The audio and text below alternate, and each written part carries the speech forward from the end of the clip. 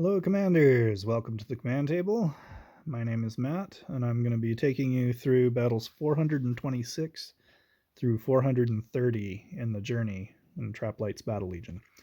Before we get into that, if you'd please be so kind as to like, subscribe, and if you want notifications when I drop new videos, hit that notification bell. Also, if you have any questions or comments, please feel free to leave those below. All right, let's get into battle 426. Now this one, I was just doing my preliminary setup just to see how it would all go down, and I beat it with only 6 army points.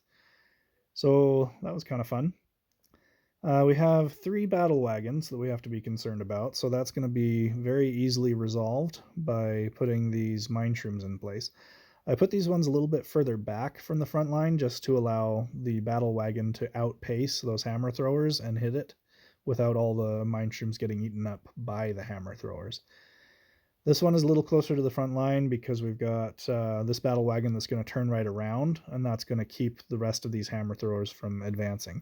That'll allow these other battle wagons, which just move forward regardless, they're going to hit those mine shrooms and turn back around, and I'm going to own all 4 wagons with 2 groups of mine shrooms. So this draining spirit is going to tag on to these hammer throwers and then start working its way up. And then we just put these 2 ranged units in the back just to see how it would path, but we ended up winning, so we can't go back and redo it. So I would have added more units, but I guess you don't really need to. Okay, we get all 3 wagons. They're all working their way back. Draining Spirit's doing its job, and the 2 ranged units are chipping in. So with all the units from those battle wagons, it was not difficult to flip it around. Alright, so that's 426. Let's move on to 427. Okay, for this one, we have a couple of Mind Corruptors, a whole bunch of crows with their bat skin. We got 2 giant toads, 4 groups of warhounds, and 2 Easter Bunny Untamed Beasts. So I discovered when I ran this, again, once you get it, you can't go back and redo it.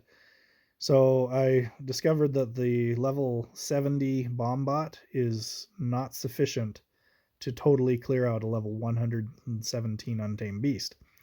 But it actually ended up working out all right, because those Untamed Beasts, since they don't see anything else other than this one Untamed Beast here, the closest thing to them are these Mind Corruptors.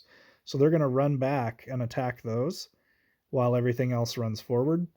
My assassins are going to start chipping away on the Mind Corruptors, and by the time the Untamed Beasts get to them, they're going to be dead, and the assassins are going to be able to kill what's left of the Untamed Beasts after they get hit by those bombs. So everything else is going to be running forward. I've got this Untamed Beast here that's going to be able to feed itself on all the Warhounds and the Crows. And then we've got some Risen Warriors that I had just put in the back because they're immune to mind control. So if something did go wrong, they'd be able to take out the Mind Corruptors. And it turns out that they end up feeding the Untamed Beast and helping him to top off before he goes to kill the last toad. Okay, so Untamed Beasts almost die. The Mind Corruptors do die. And then the assassins finish off the Untamed Beasts. Now, my Untamed Beast is going to come through, top off. So the Risen Warriors may not have even been necessary. I'm not sure what else I would have even bothered to put in. You could probably even do it without even spending those army points. But there goes that one. So let's move on to 428. Okay, so for this one, I didn't account for these blessed bomb bots. I was just going to do my trial run, and it seems like my trial runs are successful, so once you've beaten it, you can't go back. So we're just going to have to run with it. I might have done something differently, like maybe these Risen Warriors, because it's weird. You'll notice that this blessed bomb bot moves forward before this one does, so you may have to tweak the placement of the Risen Warriors. But I put the Risen Warriors to kind of work on everything from the top and the bottom. But I probably, if I were to do this again, I would try to get them to take out those Blessed Bomb bots instead. So the Crystal Spire, oh, well, let's just cover. We got a bunch of Arcane Blades. We got 4 groups of plague throwers, 3 cannoneers, and the 2 blessed bombbots. So this is all going to run into the Thorn Guards. They've got the Draining Spirit and the support of a Valkyrie. So the Valkyrie's there just to keep at least one of them alive, because that'll hold the Draining Spirit and keep that point of gravity to hold all those arcane blades.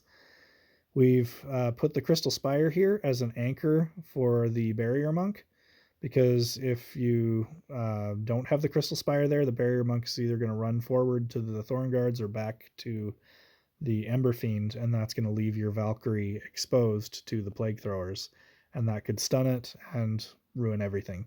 So the Barrier Monk is there to thwart the Plague Throwers. The Risen Warriors are there to distract all that and to hopefully take out the Blessed Bombbots. The Ember Fiend is just to provide consistent splash damage to everything that should be just spinning right here, blinking back and forth on the Thorn Guards. So pretty decent concept, just keeping everything at arm's length, allowing everything to get burned through. And then you'll notice that, oh, okay, so it doesn't run forward, it just gets pushed forward. That's why it looked weird. But yeah, I might change the placement of the Risen Warriors to compensate for that. But yeah, now everything's being distracted by the Risen Warriors. My Barrier Monk is keeping my main crew safe. And then it's just a matter of burning through everything. The Cannoneers walk so slowly that they're not going to be a threat. Okay, that was 428. Let's move on to 429. Okay, 429. Oh, this one was fun. So we've got 2 groups of assassins in the back. We've got 2 Valkyries, 2 Druids, 2 Monster Hunters, and 3 Giant Toads. So I've put these 2 groups of assassins. They're going to take out the Valkyries, the Druids, and then move on to, I think they take out the Monster Hunters. But yeah, they just blitz right through that, so that resolves that. The assassins in the back, they're going to pop over above and below. So with this group of Thorn Guards being at level 81, I've got 4 of them. If your Thorn Guards are much lower than that, you may not have 4, you may only have 3, and that's going to decrease the span of how far they go up and down. So I've got the Battle Drummer and the 2 Druids here to keep those Thorn Guards alive when the Assassins hit them. And then the Assassins are going to be revealed once they do hit the Thorn Guards. That's going to make them vulnerable to these Crystal Spires and the Thorn Guards turning back and attacking them. Once the Assassins are dead, the Thorn Guards are going to move forward, and that's going to enable them to protect the 2 Crystal Spires, and the Drummer and the 2 Druids are just going to keep them sustained throughout the entire thing. So the Giant Toads, they some units they won't stop for, like they'll just jump right past an Earth Elemental to eat your Druids, but for whatever reason, if there's a Thorn Guard in range, they'll attack the Thorn Guard. So it just depends on what units you have that the Giant Toads will actually stop and just lick themselves to death on the Thorn Guards. Okay, so I think we've pretty well got the concept. Let's go ahead and let it run.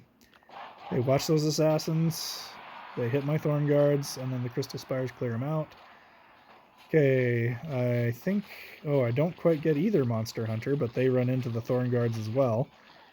And those Thorn Guards do most of the heavy lifting. They just need a little bit of help, so having the Drummer and the Druids make a big difference. Alright, let's move on to 430. Alright, I was just messing around with this, and it worked, so I'm just gonna call that a win, and we'll just... I'm not even sure if I can explain why this worked. But my thought process was that I would need the range damage to take out these trees if the Untamed Beast wasn't able to make it all the way down there. So I've put this fortification here to hold the Paladin in place, and the Drummer is tagged to these units, so it's not going anywhere. The archers are within range already, so they're just going to stay right where they are, which means they've got the Drummer and the Paladin, so they've got reduced damage and healing to keep them going the whole time, no matter how many crows show up and hit them. The Untamed Beast is going to be able to start working its way through here. It's going to be sustained by eating crows, and that's pretty well the strategy for this one. I Again, I can't entirely explain what I was thinking, but you know what? I'm just glad it worked, and we'll take it. So you see the crows, they do about 33% of the archer's health and damage, but the paladin's able to keep them topped off for the most part. I don't see many blue skulls. That's something, if you're a newer player and you're not aware of this, all of these skulls are brown, which means they're enemy skulls. If you see a blue skull, that's one of my units. And I don't see any blue skulls yet. Oh, there goes one. There's one right there. And another one. So yeah, you start to see them a little bit later on, but it's not a big deal. I apologize for the shaking. That's just part of the ambiance for the boss pound. And so long as that untamed beast is alive in the end, you're good to go. Even if it eats all your units, you're good. All right, so that covers all the way through Battle 430. Thank you for watching. Again, please do like and subscribe. And check out thecommandtable.com. We've got a lot of fun stuff there for you. We're adding stuff on a fairly regular basis. And we'll have some more content for you in the near future. So thanks for watching. We'll see you soon.